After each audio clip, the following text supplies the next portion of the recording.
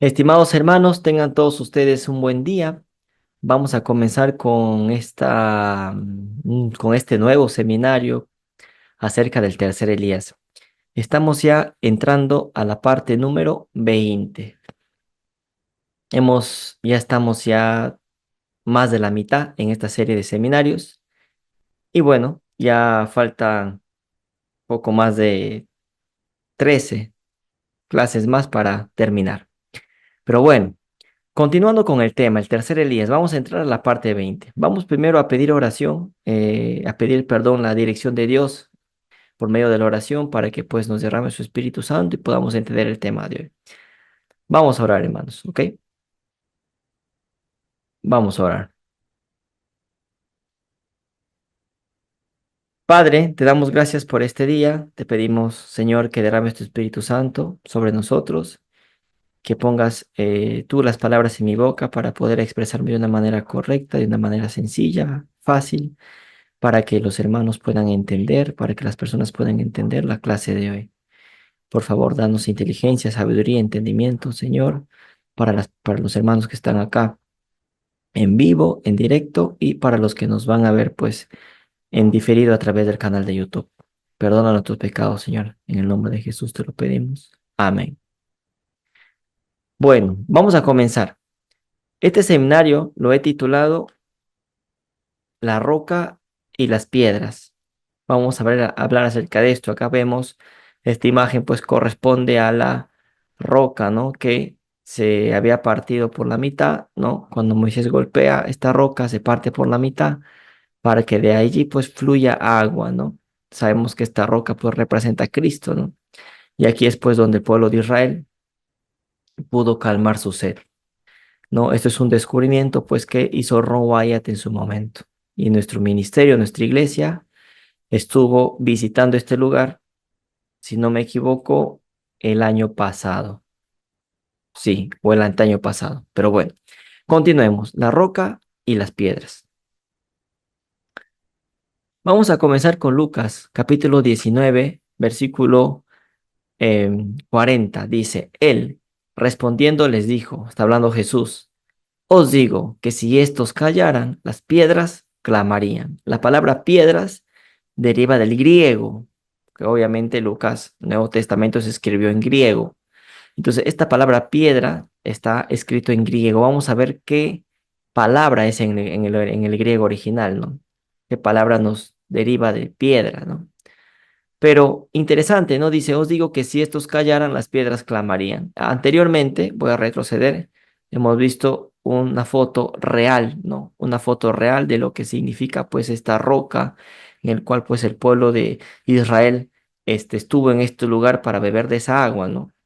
Entonces, las piedras clamarían también hace énfasis en el que, pues, en los descubrimientos que Ron Wyatt hizo, ¿no? El Arca de Noé, el Monte Oreb, este, Sodoma, ¿no? El cruce del Mar Rojo. Entonces, las piedras hoy en día están clamando. Estos descubrimientos arqueológicos que hizo Ron Wyatt, pues el día de hoy están clamando. A eso también se refiere que las piedras clamarían, que hay evidencia arqueológica, física, para que podamos nosotros corroborar que el relato bíblico es cierto, ¿no? Entonces, eso es lo que les dice Jesús. Él respondiendo les dijo, os digo que si estos callaran, las piedras clamarían. Vamos a ver, piedras está en el griego, ¿no? ¿Qué palabra es en griego? Litzos. Piedras, ¿no? La palabra piedras que se usa en este versículo en griego es litzos, que corresponde a la palabra G3037, ¿no? Que está en la concordancia Strong. Bueno, ¿qué significa? Aparentemente palabra primaria. Puede ser piedra, dice, puede ser literal o figurado, ¿no? Literalmente o figuradamente, ¿no? Piedra. Lito significa piedra, que es la palabra que está siendo usado aquí en Lucas 19:40. Piedra. También nos refiere a piedra de molino. Ahora vamos a ver qué es la piedra de molino. Entonces, la palabra piedra que se está usando aquí es litzos, que también puede significar piedra de molino. Interesante, vamos a ver qué es la piedra del molino. El que está hablando es Cristo. Aquí tenemos un gráfico, ¿no? Que ya lo he mostrado en la clase anterior, las clases anteriores, sobre Acá tenemos pues el templo, ¿no? El templo de Salomón en su momento, ¿no? Y acá tenemos pues esta fuente, ¿no? Acá en esta fuente se llenaba agua, estaba llena de agua, luego esta agua era derramada en estas otras fuentes pequeñas. Entonces se derramaba agua en esta fuente para que en este tazón, digámoslo así, grande, para que luego pues esta agua pueda ser derramada en las demás, en los demás tazones más pequeños, ¿no? Y hace referencia a estos también, a la piedra, ¿no? Acá tenemos una piedra hueca. Esta piedra hueca, obviamente, ¿no? Tú lo llenas de agua y esta a la misma vez, cuando se llena de agua, va a derramar o va a dar esa agua a otras piedras también que están alrededor de esta, ¿no?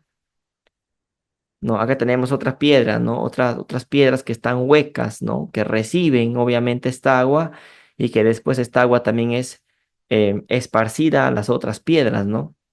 Entonces, eso hemos explicado en la clase anterior, es decir, la piedra hueca significaría que Dios pues te derrama, te da el Espíritu Santo, te da esa luz, ese conocimiento, y nosotros debemos esparcir ese conocimiento a los demás, a las demás personas.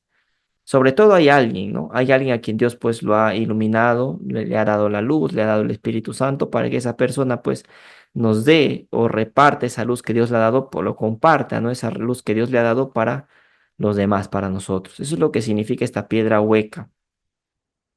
Y acá tenemos pues esta foto, ¿no? Real, obviamente, del descubrimiento de Ron Wyatt en el Monte Oreb, pues donde vemos pues claramente esta roca que está partida hacia casi la mitad, ¿no? Y obviamente pues de ahí salió agua, ¿no? Entonces, decimos, de una gran roca herida, ¿por qué herida? Digamos que está hueca, ¿no? Fluye agua para llenar a las piedras, a las pequeñas piedras huecas.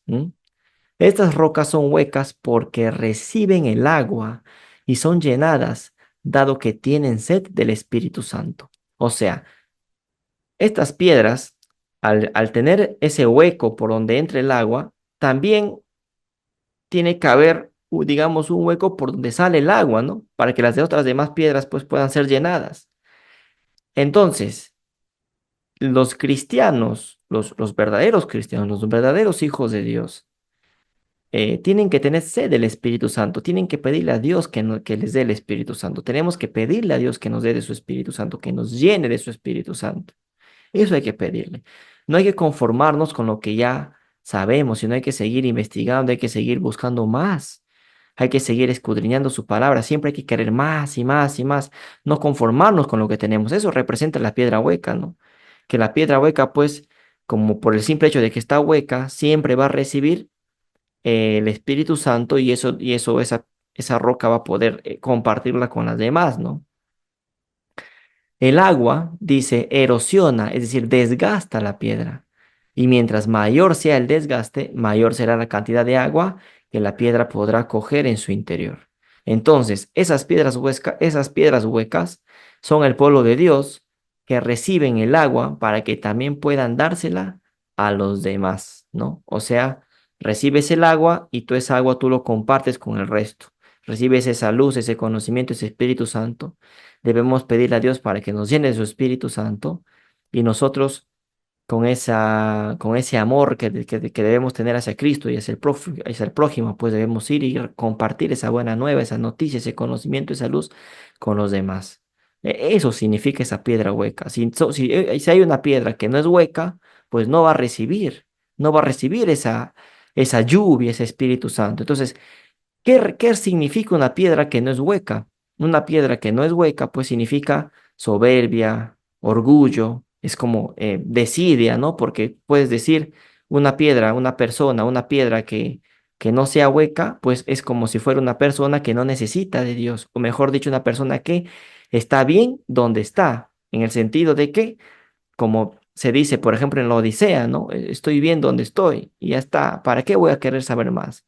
¿Para qué voy a querer saber el 2031? ¿Para qué voy a querer saber el tema del tercer Elías? ¿Para qué voy a querer estudiar el tema de Tarsis? No, no, yo estoy bien donde estoy. Eso es una piedra que no es hueca, no quiere recibir. Entonces, si no quiere recibir, Dios no le va a dar, pues, ¿no? Entonces, hay que nosotros pedirle a Dios. Hay que querer saber siempre más, hay que siempre estar escudriñando su palabra, pero todo con equilibrio, tampoco nos pasemos de rosca, ¿no?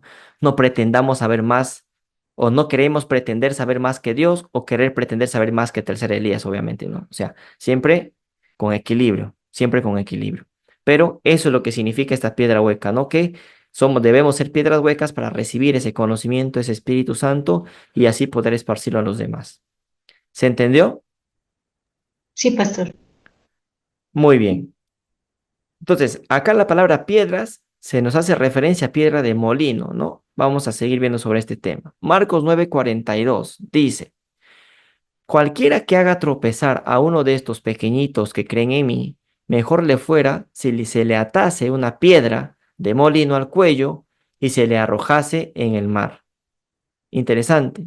O sea, cualquiera que haga tropezar a uno de estos pequeñitos que creen en mí, dice Cristo, mejor le fuera si se le atase una piedra de molino al cuello y se le arrojase en el mar. O sea, la piedra de molino al cuello y se le arrojase en el mar, ¿no? O sea, eso también vendría a significar juicio, pues, ¿no? Porque hay piedras y piedras también, o sea, hay piedras huecas que reciben pues del Espíritu Santo para el conocimiento, esa luz de Dios, para poder compartirla con los demás, pero también hay otras piedras que son piedras de tropiezo. Si eres piedra de tropiezo, pues, ¿qué va a pasar? Te van a amarrar una piedra de molino, mejor sería que te aten una piedra de molino y te boten al fondo del mar y perezcas ahí, ¿no? Interesante. Y la palabra G3037 es la misma que se está usando en Lucas 19:40. O sea, esta palabra piedras que se ha usado en Lucas 19:40 es la misma que se está usando en Marcos 9:42. ¿Qué más? Mateo 18:6 y 7 dice, cualquiera que haga tropezar a alguno de estos pequeños que creen en mí, mejor le fuera que se le colgase al cuello una piedra de molino de asno. Interesante, aquí se agrega la palabra de asno y que se le hundiese en lo profundo del mar. Ay del mundo por los tropiezos, porque es necesario que vengan tropiezos, pero ay de aquel hombre por quien viene el tropiezo, ay de aquel hombre que es una piedra de tropiezo. Si podemos ver aquí en Mateo 18, en el versículo 6, vemos que la palabra piedra de molino no es la G3037, sino es la G3458, es decir, es otra palabra. ¿Estamos? ¿Se entiende? O sea, en Marcos 9:42 tenemos piedra, que es la G3037, y en Mateo 18 tenemos la G3458. ¿Estamos? Sí, pastor. Y podemos ver que los dos versículos son paralelos, es decir, se están haciendo referencia a un mismo discurso que dio Cristo, al mismo discurso que dio Jesús. Nos está narrando Marcos 9:42 y Mateo 18:6-7. Sigamos. Entonces vamos a ver qué es la G3458 en la concordancia de Strong. ¿Qué significa esta piedra de molino que está acá? Porque la piedra que está en Marcos 9:42 ya lo leímos, ¿verdad? Que es litsos. Vamos a ver qué significa la piedra de molino que está en la G3458. Vamos a ver cuál es el origen griego de esta palabra.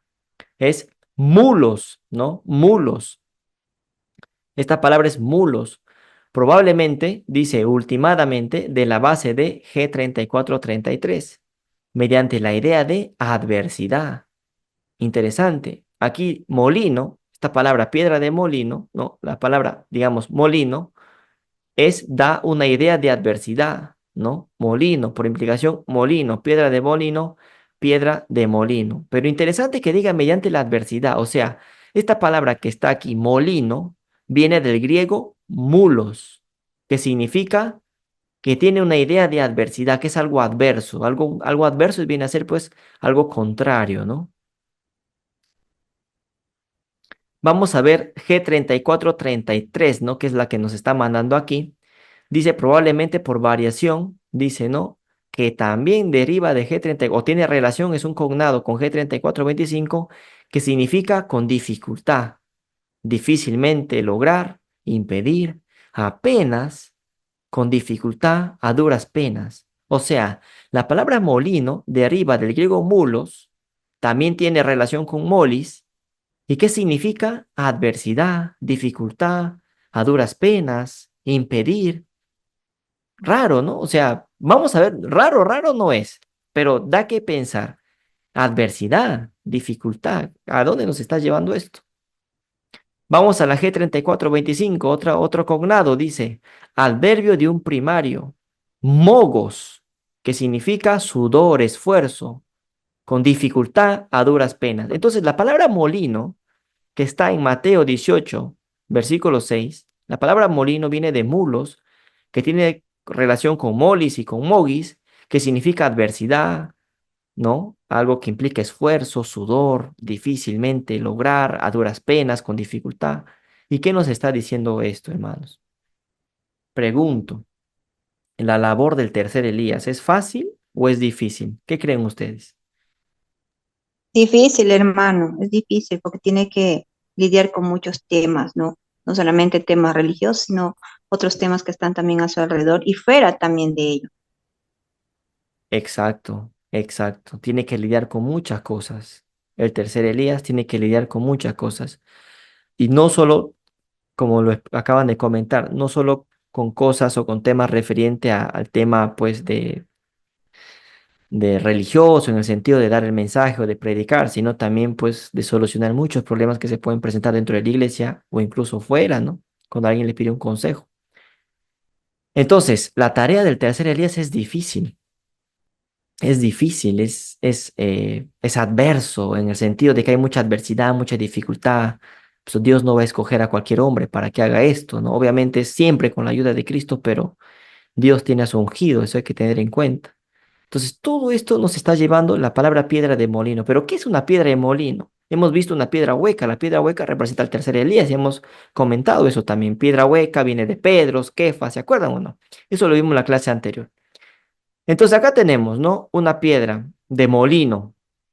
Acá tenemos en la imagen que acabo de poner, vemos en la imagen que está a la izquierda, en la parte inferior izquierda de su pantalla, tenemos dos piedras, una grande, que es prácticamente la que rodea o la que cubre a otra piedra pequeña que está encima. Y acá vemos un hueco, ¿no? Podemos ver, podemos vislumbrar esto, que hay dos piedras, una grande que está abajo, que es la que cubre, a la que está arriba, que es una piedra más pequeña. Esta es una piedra de molino, ¿no? A la imagen que está a la derecha también podemos ver algo similar, algo igual, que es una roca, una piedra que está abajo, que cubre a otra que está arriba, que es más pequeña. ¿Se puede ver? ¿Sí? Sí, pastor. Ahora, la piedra que está abajo y la piedra que está arriba tienen una relación. No por gusto, aquí se ha puesto piedra de molino, ¿no? Porque acá hubiera en Marcos 9:42 o Mateo 18:6-7, hubiera dicho, pues, ¿no? Mejor le fuera si se le atase una piedra y punto, ya está. No, dice piedra de molino. ¿Por qué? ¿Qué mensaje nos está queriendo dar la Biblia? ¿Qué mensaje nos está queriendo dar Dios con respecto a esto? Porque hubieran puesto piedra. Mira, por ejemplo, si retrocedemos, en Lucas 19:40 puso piedras, ¿no? Y ya está. Pero en Marcos 9:42 ponen piedra de molino. ¿A qué se, o sea, por qué hacer hincapié en que esa piedra es de molino? ¿Por qué no simplemente poner una piedra y ya está? Bueno, vamos a ver, entonces tiene que haber algo, tiene que haber una relación. La piedra de molino es todo esto que estamos viendo acá. La piedra que está abajo y la piedra que está arriba, encima, por encima de la piedra que está abajo. Y vemos que la piedra que está abajo, en cierta manera, cubre a la piedra que está encima. La piedra que está abajo sostiene a la piedra que está encima, ¿no? En las dos imágenes podemos ver eso. Esto es la piedra de molino. ¿Se entiende o no? Y la piedra que está abajo, la que sostiene a la piedra que está arriba, tienen una relación. Y eso lo vamos a ver ahorita. Pero ¿se está entendiendo? O sea, lo que yo voy a explicar ahora es por qué se menciona que es una piedra de molino. Pero ya sabemos que lo que es una piedra de molino, ¿no? Estamos viéndolo acá. ¿Estamos, hermanos? Sí, pastor. Sí, pastor. Muy bien. Entonces, acá vamos a ver, ¿no? Vamos a comentar. Se requiere de mucho esfuerzo para mover esa piedra. Esta piedra que está acá, esta piedra de molino, mira, una mula, un burro está que lo mueve, ¿no? Es un animal el que lo está moviendo. El hombre también puede moverlo, pero no es fácil de moverlo. ¿Por qué? Porque esta piedra pesa, es pesada. Hay que hacer un esfuerzo para hacer, ¿no? Entonces se requiere de mucho esfuerzo para mover esa piedra. La obra del tercer Elías es difícil. Los que realizan esta obra lo hacen con dificultad, no es fácil, lo hacen con dificultad. Se debe hacer un esfuerzo especial para mover esa piedra. Entonces, una piedra de molino es una piedra pues que necesita ser una piedra que necesita de cierta manera ser aplicado un esfuerzo para poder moverla, porque no se puede mover de una manera fácil. ¿Estamos? Tiene relación con la obra que hace el tercer Elías, pero también hay una relación entre la piedra que está abajo y la piedra que está arriba, y eso lo vamos a ver en unos momentos. Pero hasta aquí, ¿se entiende? Sí, pastor. Muy bien. Lucas 17:2. Sigamos. Mejor le fuera que se le atase al cuello una piedra de molino, ¿no? Aquí se está usando la G3458, que significa mulos, la que acabamos de ver hace un momento. Y se le arrojase al mar, y hacer tropezar a uno de estos pequeñitos. Eso se nos dice en Lucas 17:2, esa está en otro versículo.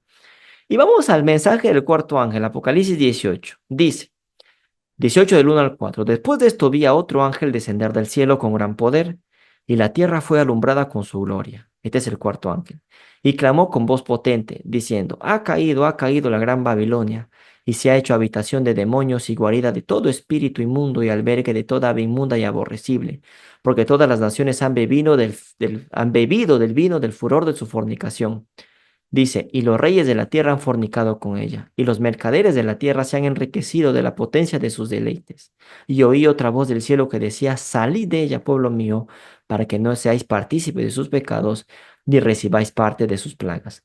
¿Cuál es la relación ahora entre la piedra de molino, que viene a ser el esfuerzo por el hecho de que es difícil realizar la obra, con Apocalipsis 18? O sea, ¿qué tiene que ver la piedra de molino con Apocalipsis 18? ¿Qué tiene que ver esa piedra de molino y el esfuerzo que se aplica en esa piedra de molino? ¿No? Porque es un esfuerzo que el hecho de que para mover esa piedra hay que tener fuerza, hay que hacer un esfuerzo, no es fácil mover esa piedra. Entonces, ¿cuál es la relación que existe entre la piedra de molino, el esfuerzo que se necesita para mover esa piedra en molino, con Apocalipsis 18? Eso lo vamos a ver ahora. ¿Cuál es la relación que existe entre la piedra de molino, el esfuerzo que se necesita para mover esa piedra? El esfuerzo obviamente viene a ser representado por el hecho de que es difícil realizar esa obra, ¿no? Con Apocalipsis 18. La piedra de molino, el esfuerzo que necesita para hacer movida esa piedra, con Apocalipsis 18. ¿Cuál es la relación que existe? Lo vamos a ver ahora. Vuelvo a preguntar, ¿no? ¿Qué tiene que ver la piedra de molino y el esfuerzo con Apocalipsis 18? Cuando digo el esfuerzo, se entiende que es el esfuerzo de mover esa piedra, ¿no? O sea, ¿cuál es la relación que existe entre la piedra de molino, el esfuerzo que se aplica para mover esa piedra, con Apocalipsis 18?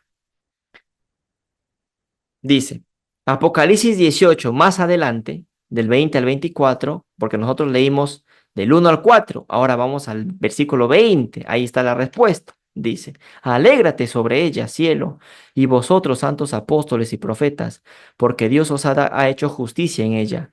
Y un ángel poderoso tomó una piedra, como una gran piedra de molino, y la arrojó en el mar, diciendo, con el mismo ímpetu será derribada Babilonia, la gran ciudad, y nunca más será hallada. Y voz de arpistas, de músicos, de flautistas y de trompeteros no se oirá más en ti. Ningún artífice de oficio alguno se hallará más en ti, ni ruido de molino se oirá más en ti. Luz de lámpara no alumbrará más en ti. Está juicio contra Babilonia. Ni voz de esposo ni de esposa se oirá más en ti, porque tus mercaderes eran los grandes de la tierra, pues por tus hechicerías fueron engañadas todas las naciones, y en ellas se halló la sangre de los profetas y de los santos, y de todos los que han sido muertos en la tierra. Impresionante. ¿Cuál es la relación entonces? Acá podemos ver que en Apocalipsis 18, en el versículo 20, se nos dice que en el versículo 20 al 24 se nos dice que un ángel tomó una piedra, un ángel poderoso tomó una piedra, aquí es la palabra G3037, litzos, como una gran piedra de molino. Aquí está la relación, aquí se nos menciona la piedra de molino y la arrojó en el mar. La piedra de molino. ¿Cuál es la relación entonces entre la piedra de molino, el esfuerzo que se necesita para mover esa piedra de molino, con Apocalipsis 18? ¿Cuál es la relación?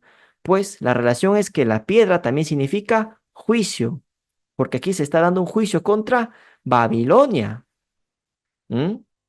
En Apocalipsis 18, en el versículo 20 y 21, se cita a G3037, litzos, IAG 3458, que es mulos.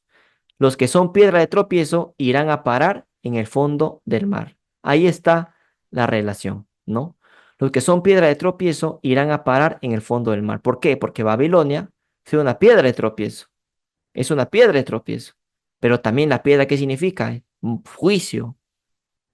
Juicio, hermanos, juicio. Es decir, acá hay dos connotaciones, ¿no? Una piedra, si quiere ser piedra, pues hay que ser piedras huecas para que Dios pues nos llene con su Espíritu Santo y nosotros poder compartir a las demás personas el conocimiento, la luz que Dios nos da. Pero hay otra connotación negativa que es piedra de tropiezo, ¿no? Que si eres piedra de tropiezo, ¿qué va a pasar? Te van a amarrar una piedra de molino en el cuello y te arrojarán ¿dónde? En el fondo del mar. ¿Acaso en el versículo 21 no se nos está diciendo eso? ¿Qué pasaba cuando nosotros le vamos a leer el versículo 21 una vez más? Y un ángel poderoso tomó una piedra, como una piedra de molino, y la arrojó en el mar. ¿Ah? Es como si nos está narrando esto, ¿no? Mejor le fuese que se le atase al cuello una piedra de molinos, Lucas 17:2, y se le arrojase al mar, que hacer tropezar a uno de estos pequeñitos. Entonces, este versículo es lo que se nos está, digamos, en cierta manera, narrando también en Apocalipsis 18. Y acá, ¿quién es la piedra de tropiezo? Babilonia. Y a Babilonia se le pone la piedra de molino, que viene a ser ese juicio, pues que cae sobre Babilonia para que nunca más, pues, vuelva a ser levantada, ¿no? ¿Se entendió, hermanos? Esa es la relación entre la Sí, piedra de hermano. molino y Apocalipsis 18. Muy bien, muy bien. Ahí está. La misma Biblia nos está dando la respuesta, ¿eh? Para que vean que la misma Biblia nos está dando la respuesta. Sigamos. Deuteronomio 24:6. No tomarás en prenda la muela del molino, ni la de abajo ni la de arriba, porque sería tomar en prenda la vida del hombre.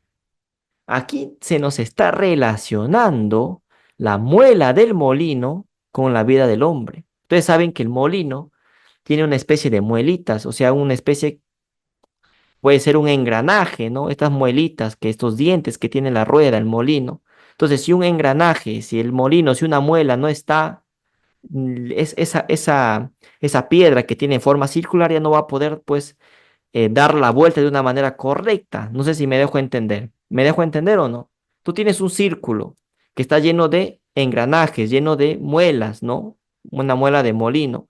¿Qué pasa si esta muela no, si falta una muela en esta piedra, en este molino, si falta una pieza, una muela, ¿qué sucede? El molino no va a funcionar porque no va a dar la vuelta de una manera correcta. ¿Se está entendiendo? No sé si me Sí, pastor. entienden. Sí, hermano. A ver, bueno, a ver, cometí un error el no poner pues una imagen aquí, ¿no? Para poder explicarlo, pero bueno, a ver, con una imagen se puede entender mejor, pero conocen lo que es un engranaje, ¿no? Saben lo que es un engranaje. Y el engranaje tiene muelas a su alrededor, ¿verdad? Un engranaje. ¿Saben qué es un engranaje, hermanos? Sí, pastor. Sí, Bueno, hermano. por ejemplo, a ver, para los que, si alguna vez han visto una motocicleta, la motocicleta tiene, a ver, tiene una catalina por donde va la cadena, ¿no? Esa catalina, esa ruedita tiene pues un engranaje. ¿Qué pasa si falta un pedazo de muela de esa catalina, de ese engranaje? Pues la cadena no va a poder funcionar correctamente. ¿Me entienden o no? ¿Me lograron entender o no? Bueno, así es, la muela del molino. La muela del molino, dices, no tomarás en prenda la muela del molino, ni la de abajo, ni la de arriba, porque sería tomar en prenda la vida del hombre. Entonces la muela del molino vendría, digamos, a ser la vida del hombre. ¿Por qué? Dice, si se sacaba una muela del molino, esta es una nota, ¿no? Que he puesto, si se sacaba una muela del molino, esta piedra de molino dejaba de rodar y no funcionaba. Es como una bicicleta. La bicicleta tiene una cadena y esa cadena eh, funciona porque hay una rueda, una catalina, ¿no? Una catalina que hace que la cadena pueda ir fácilmente, ¿no? ¿Qué pasa si en esa catalina falta un pedazo, una muela, un pedazo de diente? No, la cadena no va a funcionar, por lo tanto la bicicleta no va a poder funcionar. Eso es lo que pasa con el molino, o sea, si le sacamos esa muela, la piedra no va a poder rodar y por lo tanto no va a funcionar. Es como que al molino le quitas una pieza, ¿no? Una pieza Si a este instrumento le falta una pieza, pues obviamente no va a funcionar de una manera correcta. ¿Se entiende o no? Es como cualquiera, ¿no? ¿Se entiende? Si tú tienes un instrumento y ese instrumento le quitas una pieza, pues no va a funcionar de una manera correcta. ¿Estamos? Sí, pastor. Y ya. Entonces, pero ¿qué tiene que ver eso con la vida del hombre? ¿Por qué la muela del molino se relaciona con la vida del hombre? ¿Por qué se nos dice que no hay que tomar en prenda la muela de molino? Porque si no, es como si estaríamos tomando en prenda pues la vida del hombre. Vamos a ver. Bueno, a ver, antes de leer el siguiente versículo, voy a explicar algo. Que el molino servía, la gente en aquella época usaba el molino para preparar pues sus alimentos, ahí es donde se prensaba el olivo, de ahí es donde se sacaba el aceite de olivo, entonces mucha gente dependía del molino para vivir, porque era un instrumento muy importante, un bien necesario para poder subsistir, para poder comer, porque ahí es donde se hacían los alimentos, en este caso, por ejemplo, el aceite de olivo. Si tú no tenías un molino, no, entonces, si no tenías un molino, o si tu molino se malograba, o si tu molino no funcionaba, pues era prácticamente imposible de poder sacar o extraer ese aceite del olivo, porque ¿dónde se hacía el aceite de olivo? El aceite de olivo se hacía con el molino. Ahí es donde se presionaba esa aceituna, ese olivo, para que puedas extraer el aceite. Si no tenías molino, no podías extraer el aceite, por lo tanto, no podrías comer, no podrías vender ese aceite, porque eso era una fuente de ingresos para ti también. Entonces, ¿se entiende? Entonces, quitarte la muela del molino era prácticamente, pues, quitarte la vida porque te morías de hambre.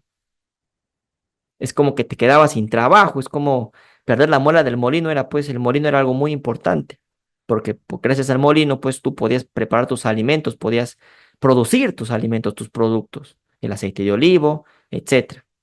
¿Se entendió? Sí, pastor. Bueno, entonces, Levítico 17:11. Porque la vida de la carne en la sangre está, y yo os la he dado para hacer expiación sobre el altar por vuestras almas, y la misma sangre hará expiación de la persona. Entonces, acá se nos dice que la vida de la carne en la sangre está. Arriba nos dice que la vida del hombre es la muela del molino. A ver, nota, al no girar la piedra de molino, eso es lo que lo expliqué, ¿no? Al no girar la piedra de molino, las personas se morían de hambre, dado que no podían generar grano ni aceite, que era algo muy importante, ¿no? Tener en cuenta que el aceite representa al Espíritu Santo, ¿no? Obviamente. Por lo tanto, ese molino que gira y que genera harina, grano y aceite es un símbolo de la vida y la obra del hombre. O sea, es literal en el sentido de que te podías morir de hambre, porque si no tenías el molino, ¿cómo ibas a subsistir? Porque no, al no tener molino implicaba pues no tener comida, no tener aceite, no tener grano, no tener harina, ¿no? Ahora, dando una aplicación simbólica de esto, pues el molino, ese molino que gira, pues es símbolo de la vida y la obra del hombre, ¿no? La muela del molino está relacionado con la vida del hombre. Pero también se nos dice que la carne, la vida de la carne, o sea, la vida del hombre, la vida, ¿no? La vida en la sangre está, porque a un ser vivo, imaginemos a una persona, si le quitan toda la sangre, pues muere, ¿no? O sea, la sangre es vida.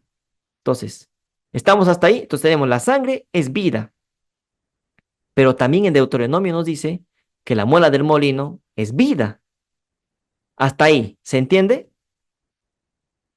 Sí, pastor. Bueno, espero que estén entendiendo, hermanos, ¿ok? Entonces, Apocalipsis 18:22 dice, y voz de arpistas, de músicos, de flautistas y de trompeteros no se oirá más en ti, y ningún artífice de oficio alguno se hallará más en ti, ni ruido de molinos se oirá más en ti, ¿no? Apocalipsis 18:22, este es el juicio contra Babilonia. Ni ruido de molino se oirá más en ti, es como decir, pues también que no tendrás vida, ¿no? Porque el molino es vida, ¿sí? ¿No? El molino está relacionado con la vida, se nos dice en Deuteronomio. Pero la vida, a la misma vez, está relacionado con la sangre. Y acá es donde vamos a llegar. Ni ruido de molino se oirá más en ti. Esto significa muerte para siempre, ¿no? Porque obviamente el molino, ¿qué significa molino? Hemos dicho. ¿Qué simboliza el molino? A ver que alguien me responda. ¿Qué simboliza el molino, hermanos? en este contexto?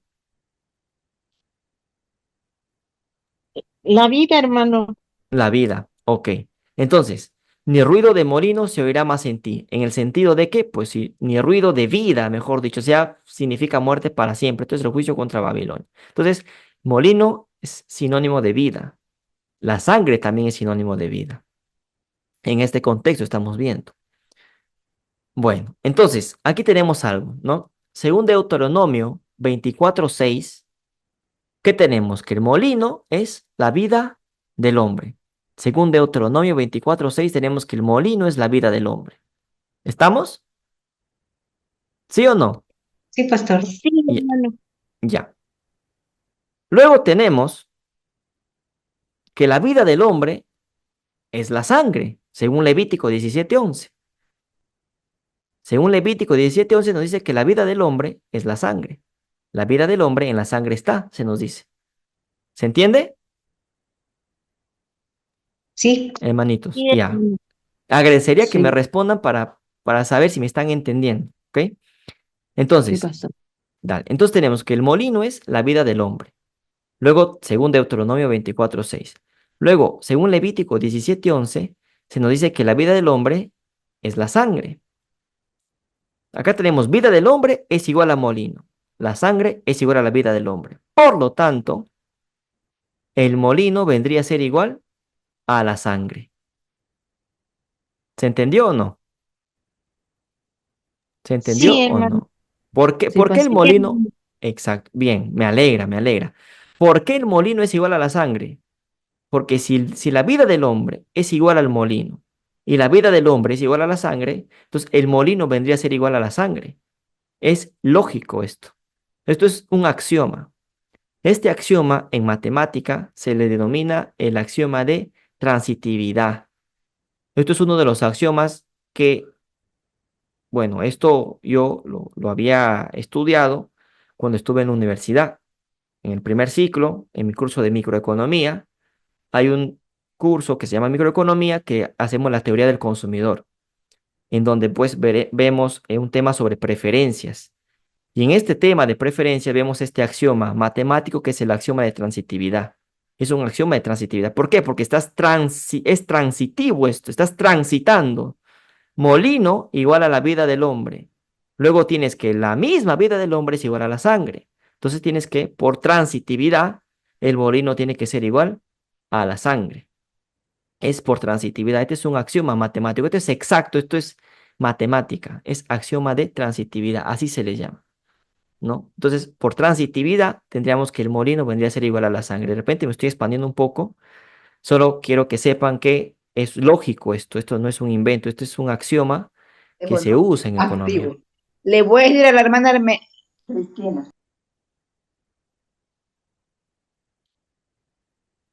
Bueno, por ejemplo, voy a poner un ejemplo. Si, em, bueno, sigamos, hermanos, sigamos. ¿Se entendió esta parte, hermanos? Sí, ¿Se hermano. entendió? Dale, dale. Sí, Entonces, espero no haberme dado muchas vueltas aquí, ¿no? Pero es simple, ¿no? Se entiende. Si el molino es igual a la vida del hombre y la vida del hombre es igual a la sangre, entonces el molino tiene que ser igual a la sangre. Es lógico, ¿no? El molino no puede ser diferente a la sangre. ¿Por qué? Porque en la vida del hombre, en este caso, esta variable, ¿no? La vida del hombre une tanto al molino como a la sangre, ¿no? Entonces, el molino es igual a la vida del hombre y la vida del hombre es igual a la sangre, o sea, tienes una igualdad. Por lo tanto, no hay de otra que el molino tiene que ser igual a la sangre, ¿no? ¿Estamos? Bueno, espero que se haya entendido. ¿Alguna duda hasta aquí, hermanos? De repente. no, pastor. Ok, sigamos.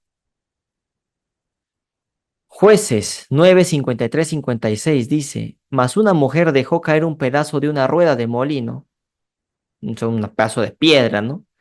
Sobre la cabeza de Abimelech y le rompió el cráneo, dice.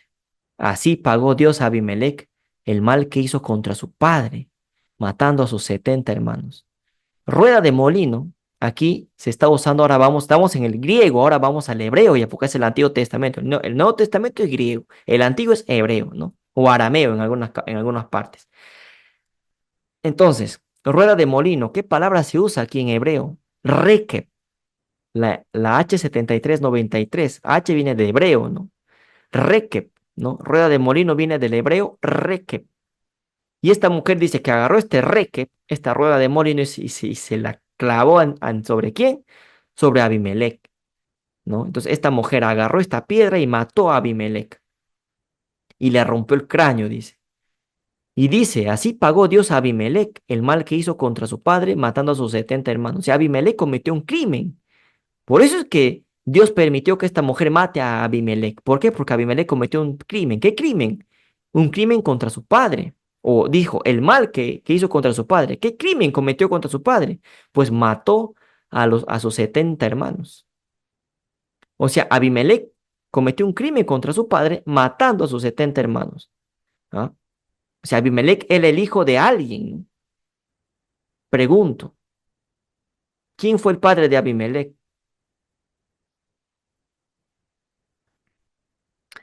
Quédense con la pregunta ahí. Rekeb, ¿qué significa Rekeb? Dice vehículo, vehículo, dice, viene del hebreo de H7392, significa vehículo, por implicación yunta, por extensión caballería, por analogía jinete. Es decir, la muela superior del molino. Rekeb significa muela superior del molino. Carreta, carro, carruaje, hombre, hombre. Rueda superior del molino, montar, rueda, uncir, impresionante.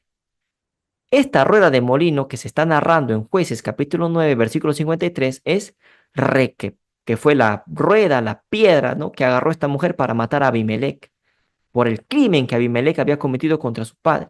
¿Quién fue el padre de Abimelech? Ahora, ¿se acuerdan de la muela superior del Silencio. molino? Ajá. Ahora, mi querida Blanca, ahorita te voy a preguntar. Vamos a retroceder. Vamos a retroceder porque quiero que vean algo, hermanos. Quiero que vean. Aquí está. ¿Se acuerdan de esta piedra superior? Hay una piedra inferior que está debajo y hay una piedra superior en esta piedra de molino. Esta piedra superior, la piedra que está encima, se le llama reque. ¿Estamos? Porque dice piedra superior del molino, dice. Entonces la piedra superior es esta, la pequeña, la que está encima de la roca grande. ¿Se entendió? Entonces, la que está encima es la piedra superior. ¿Estamos? Sí, pastor. Muy bien.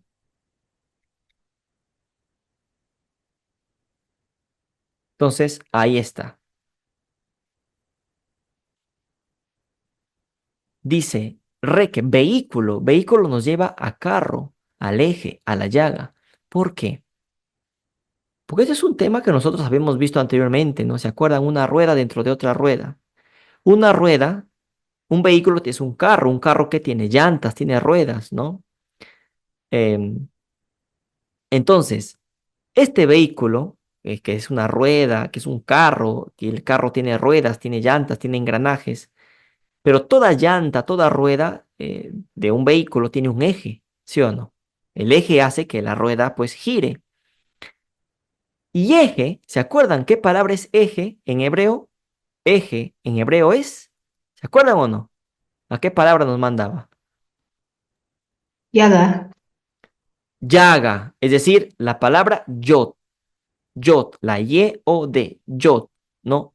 Esa, yad, perdón, yad. Entonces, esa yad, ¿qué significa? Llaga, costado izquierdo, ¿no? Sobaco izquierdo.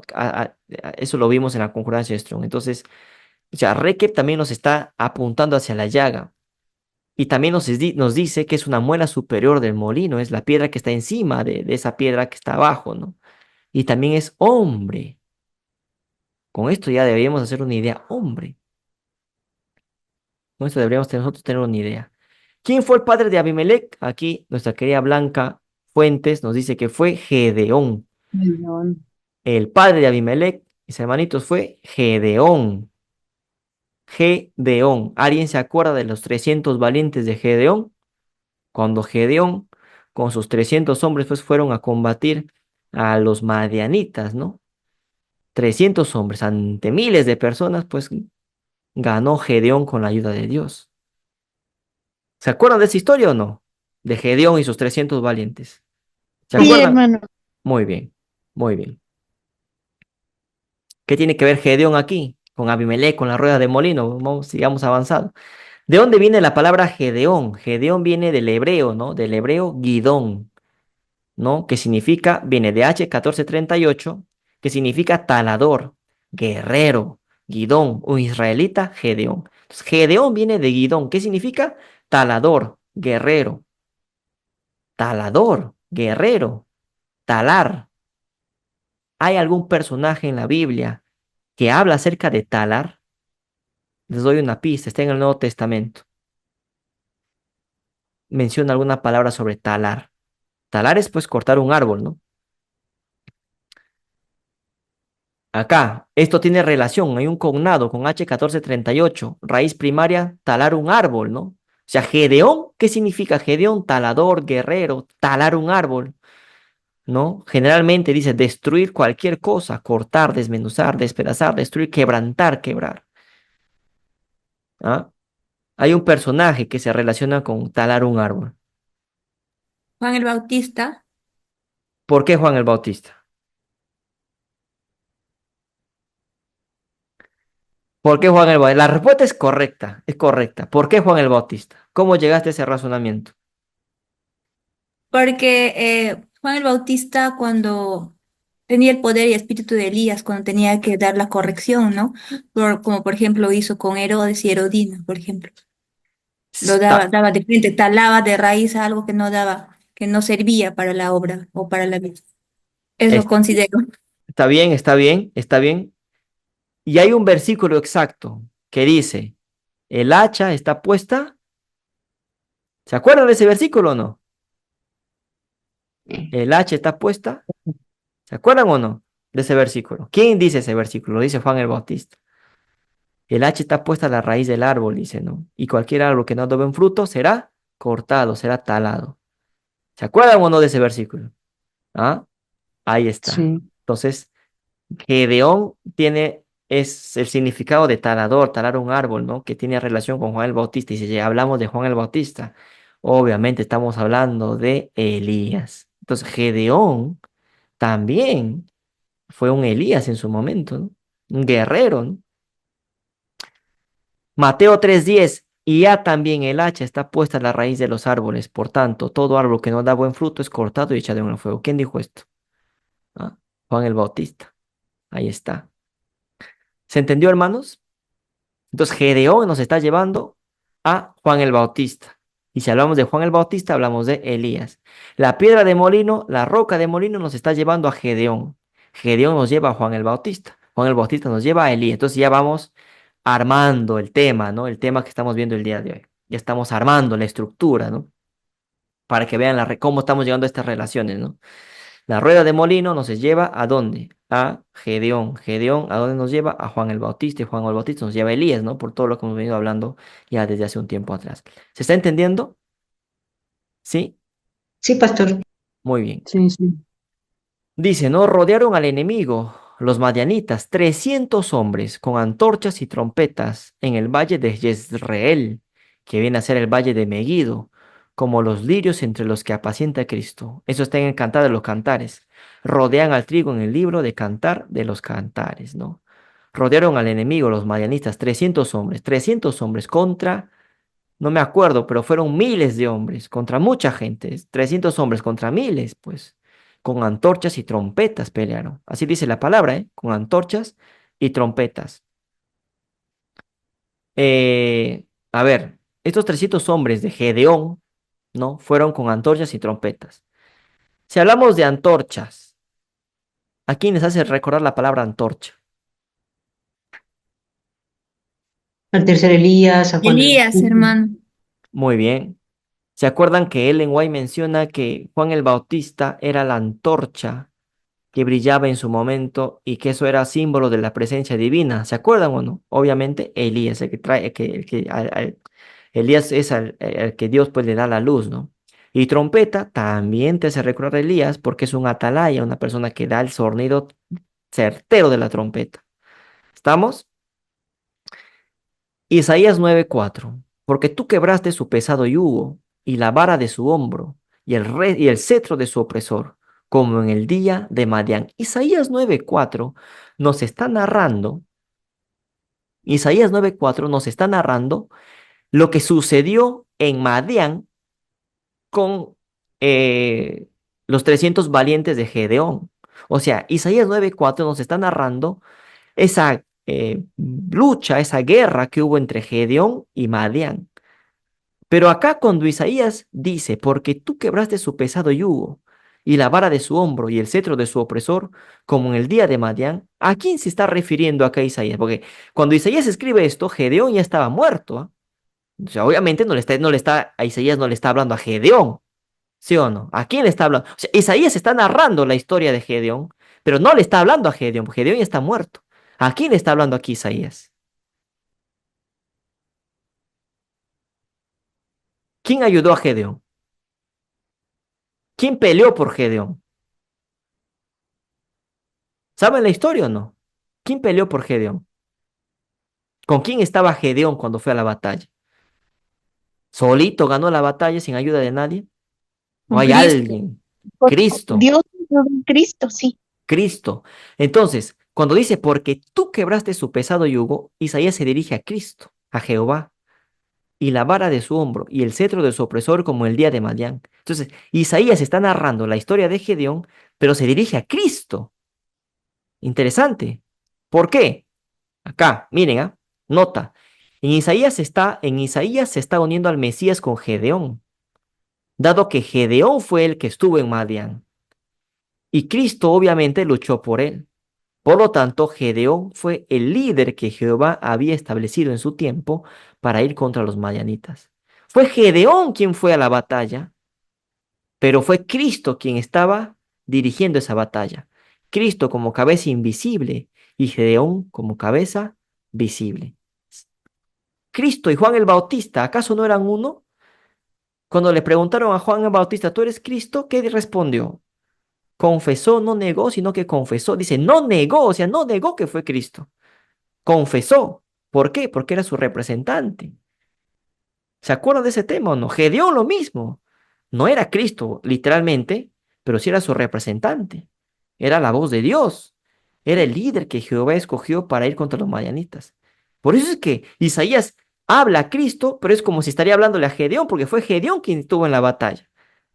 ¿Se entiende o no? Gedeón y Cristo eran uno solo. Y así nosotros debemos ser uno con Cristo también. Participar de su divinidad, ¿no? Eso ya lo hemos comentado.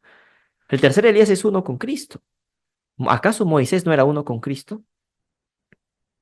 ¿Acaso Moisés no era la voz de Dios? Cuando Dios daba un mensaje, ¿a quién se lo daba? A Moisés. Y Moisés lo transmitía al pueblo. ¿Acaso no era así? Siempre fue así. Siempre a lo largo de toda la historia. Para los que no quieren aceptar esto, siempre a lo largo de toda la historia, Dios escogió a un líder o a una líder, sea varón o mujer, para guiar a su pueblo. Siempre pasó eso. Siempre el pueblo tuvo un líder, una cabeza invisible y una cabeza visible. Y esperen a que veamos la clase que viene. Hay una cita donde Ellen White comenta que Dios escogió a un representante para hacer algo, literalmente. Esperen la clase que viene. Yo creo que con eso ya no debería haber ninguna duda que el tercer Elías es un individuo y también un pueblo. Ellen White lo comenta y lo dice. Dios escogió impresionante, escogió un representante refiriéndose a él. Si Dios quiere, la siguiente clase nos veremos. ¿Se entendió, hermanos? Sí, Sí, hermano. hermano. Sí. Jueces 7:20 dice, ¿no? Y los tres escuadrones tocaron las trompetas, tres escuadrones, o sea, los 300 valientes de Gedeón. Cada escuadrón estaba compuesto por 100 personas, ¿no? Tres escuadrones, 300 personas. Y los tres escuadrones tocaron las trompetas. Nos está narrando, en Jueces 7:20 nos está narrando pues esta guerra entre Gedeón y los madianitas. Y quebrando los cántaros, tomaron en la mano izquierda las teas, que son las antorchas, y en la derecha las trompetas con que tocaban y gritaron, por la espada de Jehová y de Gedeón. No dice solo por la espada de Jehová, dice por la espada de Jehová y de Gedeón, su representante, su líder, la cabeza visible. ¿Ah? Jehová y Gedeón era uno, hermanos. ¿Y estas personas qué tenían en la mano? Las antorchas y las trompetas. O sea, a ver, yo creo que hasta aquí ya Gedeón tiene que estar relacionado sí o sí con el tercer Elías, ¿sí o no? Hasta aquí ya la conclusión sale, pues, lógicamente, ¿verdad? ¿Estamos o no? ¿O ustedes creen que estamos forzando esto? ¿Qué piensan? Mm. No, sí, es correcto, pastor. Se entiende, ¿no? O sea, miren, ¿qué significa antorcha? ¿Qué significa trompeta? Y eso ya lo hemos visto ya. Con Gedeón y Jehová eran uno solo. No solo dice por la espada de Jehová, por la espada de Jehová y de Gedeón, porque Jehová había escogido a Gedeón. ¿A quién representa Gedeón entonces? Gedeón representa al tercer Elías. ¿Ah? Por lo tanto, impresionante esta conclusión. ¿Ah? Entonces, si Gedeón representa al tercer Elías. Luego tenemos que el hijo de Gedeón, Abimelech, dice, mató a sus 70 hermanos, ¿no? O sea, se fue contra su padre en el sentido de que mató a sus 70 hermanos. Entonces, Abimelech fue contra Gedeón. O sea, Abimelech fue contra su padre. Entonces, si Gedeón es el tercer Elías, ¿habrá gente que vaya contra el tercer Elías? A la respuesta podría ser, ¿no? Sería, digamos, sí, obviamente, sí, va a haber gente que va a ir contra el tercer Elías, ya. Pero Abimelech estaba, ¿cómo puedo explicarlo? O cómo puedo preguntarlo, mejor dicho, para que puedan entender. ¿Abimelech era familia de Gedeón? Sí. ¿Abimelech estaba dentro del círculo de Gedeón? Claro que sí. No, Abimelech no era un extraño, ¿eh? Era una persona que estaba dentro del círculo de Gedeón y se fue contra él. A ver si me captan a dónde quiero llegar. Por lo tanto, Abimelech, hijo de Gedeón, se fue contra el tercer Elías. Se debe recordar que el pueblo del tercer Elías tendrá su mayor oposición en el mismo pueblo adventista o incluso dentro de nuestra misma iglesia cristiana Ministerio del Cuarto Ángel. Y esto es algo que nosotros debemos pensar. Y es algo que debemos pensar y temblar también en el sentido de que dentro de nuestra misma iglesia hay gente que se va a desviar, que nos va a traicionar. Gente que conocemos de mucho tiempo, gente que hemos hablado, que hemos convivido en cierto sentido, ¿no? Gente de nuestra misma iglesia, cristiana, ministerio del cuarto ángel, gente de nuestro mismo ministerio dentro de nuestra iglesia, va a ser también la que nos va a traicionar. Habrá gente que va a traicionar, como Judas traicionó a Cristo. Entonces, ¿qué sucede cuando esta gente es piedra de tropiezo? Pues según Apocalipsis 18, les caerá una piedra de molino sobre su cabeza. La piedra de molino también implica juicio de Dios. Ustedes dirán, ¿no? Mira, del pueblo adventista se espera que traicionen. Miran cómo están. Ojalá que, pues, realmente haga un llamado, porque las personas que estén dentro de la iglesia adventista, pues, reflexionen, ¿no? Para que puedan estar en el bando correcto. Pero también lo más sorprendente es que dentro de nuestra misma iglesia, mis hermanos, dentro de nuestra misma iglesia cristiana, ministerio del cuarto ángel, también se levantarán traidores. ¿Acaso Gedeón no era parte del círculo de... ¿Acaso Abimelech no era parte del círculo de Gedeón? Claro que sí. Y se fue contra él. Esto es para reflexionar. Esto es para todos, ¿eh? El que piense estar firme, mire que no caiga, hermanos. ¿Ok? Así que a reflexionar. Sigamos.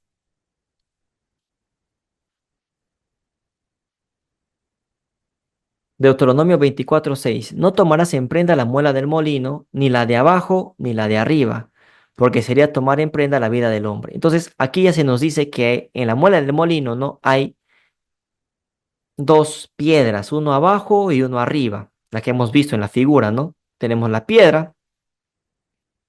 Esta piedra, la que está encima, la piedra que está en la parte superior, pues tiene un pequeño orificio, ¿no? Este pequeño orificio, ¿cómo se llamaba? Hueca, ¿se acuerdan? Pedro, que es una piedra hueca, ¿se acuerdan? Eso lo vimos en la clase anterior, Kefas, ¿no? Que significa hueco. Que también, la piedra, el hueco es Kefas, porque es una piedra hueca. La parte, la roca en sí es Requep, porque está en la parte superior. Y la que está en la parte inferior es Regé, que es la que dice acá, ni la de abajo, dice, la muela del molino, ni la de abajo ni la de arriba. La de abajo es Regé y la de arriba es Requep. O sea, Regé sostiene a Requep. Y Rep, ¿qué es? Una piedra hueca, ¿no? Que es Kefas, una piedra hueca, porque tiene un orificio, ¿no? Entonces, Reg sostiene a Rekeb, es decir, la piedra de abajo sostiene a la piedra de arriba. Rekeb, ¿qué significa? Ya lo oímos, ¿no? Vehículo, yunta, por implicación yunta, por extensión caballería, la muela superior del molino, lo que acabamos de ver, carreta, carruaje, hombre, hombre. Entonces, si la piedra de arriba significa hombre, con H minúscula, ¿a quién representa la piedra superior entonces? A Cristo. No, no puede ser a Cristo, representa al tercer Elías. A Cristo representa a la que está abajo, porque la que está abajo sostiene a la que está arriba. ¿Se acuerdan? Entre lo que significaba, la clase anterior vimos entre lo que significaba roca y lo que significaba piedra, ¿no? Que la piedra, esa, esa piedra que era sacada de la roca sostiene la piedra. ¿Se acuerdan o no? Sí, pastor. Acá dice, y Rekeb, que es la piedra superior, nos dice que es hombre, con H minúscula. Obviamente, ¿quién sería ese hombre? El tercer Elías, ¿no? El tercer Elías. Regé, ¿qué significa? De una raíz que no se usa, que significa pulverizar. Pulverizara, muela de molino, molino, mortero, muela de abajo. Reque es la muela de abajo, que tiene su cognado, relación con rekhop, que es amplitud, anchura, concretamente avenida o área, calle, campo, plaza, ¿no? Véase también H1050, dice. La muela de abajo del molino vendría a ser Cristo. Entonces, Regge o Regge, que es Cristo, sostiene a Rekeb, que es el tercer Elías. El tercer Elías es un hombre que está sostenido en Cristo. Cristo sostiene al tercer Elías. Muchos dirán, pero entonces, ¿por qué la piedra es superior? No es que sea superior, que está por encima de, en el sentido de que es más importante que Cristo, no. Está superior porque Cristo lo sostiene. O sea, Cristo es el que lleva esa carga, porque lo sostiene. Obviamente, el tercer Elías también lleva la carga, ¿no? En el sentido de que tiene que hacer la obra, pero es Cristo quien lo sostiene, es Cristo quien lo guía. ¿Se entiende, hermanos? Sí, pastor. Entonces, la piedra de abajo sostiene a la piedra de arriba, porque la piedra de arriba es un hombre, tal como nos señala el hebreo. La piedra de arriba vendría a ser un hombre, que es una piedra hueca. El hombre que está arriba es una piedra hueca, que es la piedra hueca, que significa pues Pedro, que es el Elías que Dios ha escogido, ¿no? Para darle esa luz para que él la reparta a los demás. Y la piedra de abajo, que es Cristo, que está sosteniendo al hombre, ¿no? ¿Se entendió? Sí, Sí, hermano. Muy bien, muy bien. Job 41:24, para ya terminar. Su corazón es firme como una piedra. Acá utiliza H68. Vamos a ver de dónde deriva esta piedra, ¿no? Y fuerte como la muela de abajo. Vamos a ver. Antes, ¿verdad? Antes de pasar, dice que reg, la piedra de abajo es pulverizar. Pregunto, ¿el tercer Elías tiene poder para pulverizar? ¿O es Cristo quien tiene el poder para pulverizar? ¿Qué va a pasar cuando Cristo viene con su segunda venida? ¿No va a pulverizar a los vivos impíos? ¿Qué va a pasar cuando Cristo viene en su tercera venida? ¿No va a pulverizar a, a los impíos? Entonces, la piedra de abajo es Cristo, porque Él es el que pulveriza, el que destruye, el que te lanza con esa piedra de molino. ¿Se entendió? sí, pastor. Job 41:24. Muy bien. Dice, su corazón es firme como una piedra y fuerte como la muela de abajo. ¿De quién está hablando Job aquí? En el capítulo 41, Job está hablando de Leviatán, de este monstruo que es como una especie pues de dragón. Es un monstruo, es una bestia del mar, ¿no? Pero aquí, Job, al hablar de Leviatán, hace como si Leviatán fuera Cristo, ¿no? O sea, Cristo también pues es un Dios poderoso, es un poderoso Dios, ¿no? Entonces, es como si estaría hablando de Cristo aquí también, Job. Su corazón es firme como una piedra y fuerte como la muela de abajo. Entonces, si Job en el capítulo 41 versículo 24, se está refiriendo a Cristo y dice que Cristo es como la muela de abajo, por lo tanto, la muela de abajo es Reque y la muela de arriba es Reque, que es del tercer Elías. Y por lo tanto, la muela de abajo tiene que ser Cristo, pues, ¿no? Ya Job también lo está señalando. ¿Estamos hasta ahí, hermanos? Ya, hermano. Muy bien. Entonces, esta muela de abajo es Cristo, ya lo sabemos, ¿no? Job, lean el capítulo 41, van a ver que se refiere a Cristo ahí también, ¿no? Entonces, ¿y esta piedra, esta palabra piedra, que es la H68, qué significa? Acá tenemos, ¿no? La rueda de molino, la piedra de molino, la piedra de abajo, la que es Cristo, la piedra de arriba, que es el tercer Elías, que es esa piedra hueca. Vamos a ver.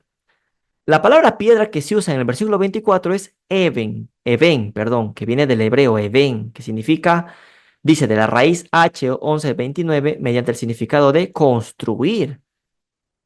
Piedra, cantería, honda, masa, pedregoso, pedrería, peña, pesa, peso, piedra, plomada, roca, ¿no? La roca es Cristo, obviamente.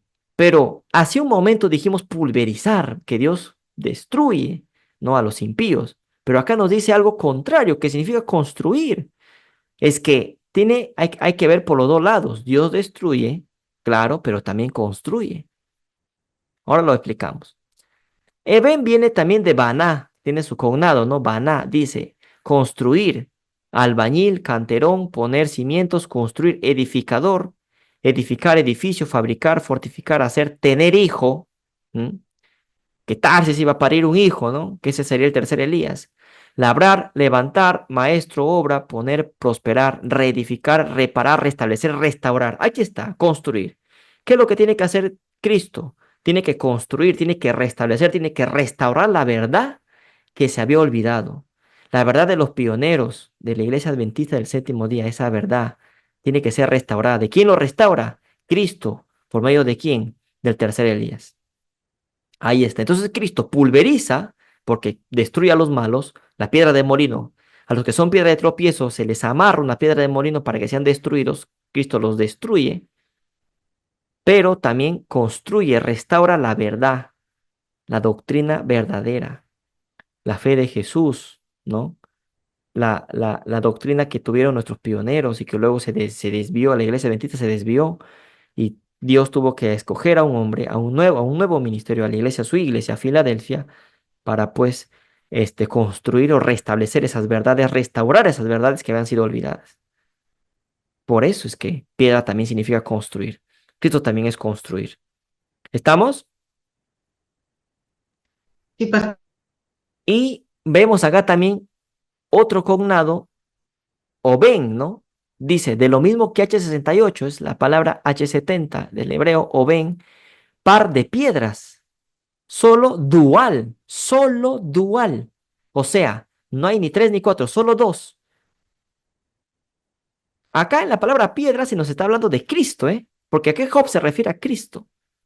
Y esto, piedra, esta palabra piedra viene de ben, baná y también de oben, que significa par de piedras, dual. ¿Qué te hace pensar par de piedras? Que hay una roca, que es Cristo, que sostiene a una piedra, que es el tercer Elías. Rueda de alfarero o taburete de partera. Ahora vamos a ver cómo la rueda de alfarero y con eso terminamos. Ambos consistentes de dos discos horizontales con un apoyo en el centro. Rueda. Par de piedras. ¿Acá tenemos un par de piedras o no tenemos un par de piedras en esta rueda de molino? Hermanos, ¿se tiene o Sí, no? hermano. Ahí está, ahí está. O sea, Cristo y su representante. Cristo y su elegido y su ungido. Ahí está. La segunda venida de Cristo está representada en Job 41. Lean Job 41. El corazón de Cristo, cuando viene, es como una piedra. Porque dice, su corazón es firme como una piedra, ¿no? Y como la muela debajo del molino, mientras que la piedra de arriba, la que lleva el eje, la que gira, representa al tercer Elías, que es un individuo, pero que también es un grupo, que mueve esa piedra para que haga su trabajo. Por lo tanto, ese molino girando y machacando es la segunda venida de Cristo. O sea, gira y machaca es Cristo quien sostiene al tercer Elías, que va rodando esa rueda, que va haciendo su obra, que va haciendo su obra, hasta que al final viene Cristo, destruye a los que no son salvos, obviamente, a los vivos que no son salvos, y a aquellas personas que van a resucitar, ¿no? Como Anás, Caifás, ¿no? Esa gente que mató a Cristo también los destruye, y los va a volver a destruir también en su tercera venida, obviamente. Entonces ese molino también representa esa segunda venida que gira y machaca, en la segunda venida de Cristo, ¿no? Que gira porque hace la obra hasta su segunda venida y que machacas pues al que no va a ser salvo, ¿no? Pero sigamos, ¿no? Dice, o ven, ¿no? Par de piedras, ¿no? O ven, par de piedras, solo dual. Y también dice rueda de alfarero. Entonces vamos a ver cómo es la rueda de alfarero. La rueda de alfarero es esta, hermanos. Esta rueda de alfarero. Vemos que acá hay una rueda que está abajo y una rueda que está arriba. Entonces, ¿qué es lo que hace el alfarero? El alfarero mueve la rueda que está abajo para manipular la que está arriba. Y nosotros somos como ese barro, ¿no? Que Dios, pues, somos vasijas para Dios, ¿no? Que es el que nos tiene que amoldar, el que nos tiene que purificar nuestro carácter, el que nos tiene que cambiar. Entonces somos ese barro, esa rueda, ¿no? Ese barro que está encima de la rueda grande, ¿no? Que está abajo, ¿no? La rueda de alfarero. Entonces nosotros somos vasos, ¿no? En las manos del buen alfarero que es Cristo. Entonces Cristo nos tiene que amoldar para prepararnos para llegar a su segunda venida. Interesante que eso significa rueda de alfarero, ¿no? El corazón de Dios es una mesa de alfarero. ¿Por qué? Porque es el que nos moldea, ¿no? Así como es el que nos sostiene, ¿no? Hablando ya de manera grupal, de tercera Elías en parte de forma grupal, pues Dios tiene que sostener a su pueblo. Tenemos aquí entonces la rueda de molino, ¿no? Una abajo y una arriba. La de abajo sostiene la rueda que está arriba, la piedra que está arriba. Eso viene a ser entonces el corazón de Jesús en su segunda venida. ¿Por qué el corazón de Jesús en su segunda venida? Porque tiene que moldearte, tiene que, a su pueblo, tiene que moldearlo, tiene que preparar para ese acontecimiento. Pero también en su segunda venida Dios va a pulverizar, va a destruir a los que no son salvos, ¿no? Entonces significa esas dos partes. Y Dios tiene que restaurar sus verdades, ¿no? Para su segunda venida, obviamente. Esta es una mesa de alfarero, nota, ¿no? Entonces, nosotros ante Jesús somos vasos de barro porque Él nos va amoldando con sus manos. Es decir, viene a trabajarnos para resistir a su segunda venida. Ese es el corazón de Dios. Hay que resistir a si quiere resistir a su segunda venida, pues Dios se tiene que trabajar. Por lo tanto, tenemos dos vertientes, una negativa y otra positiva. La vertiente de destrucción, la que dice pulverizar, ¿no? Sería pues la rueda de molino girando sobre la base, que viene a ser juicio, ¿no?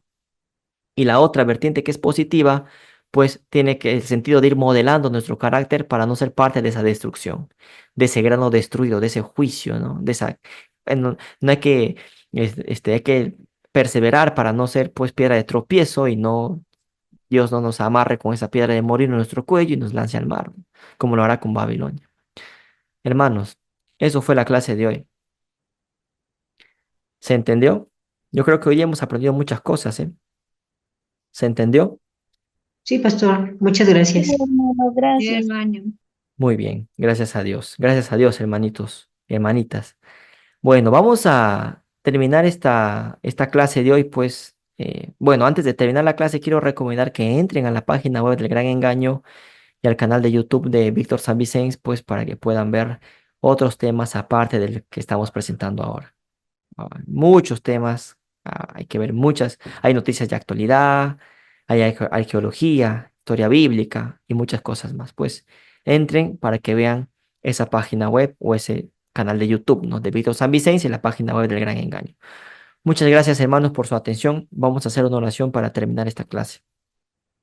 Padre, gracias te damos por este día. Pedimos que perdones nuestros pecados, Señor, y que lo aprendido en esta noche, en este día, se quede grabado en nuestras mentes y en nuestros corazones.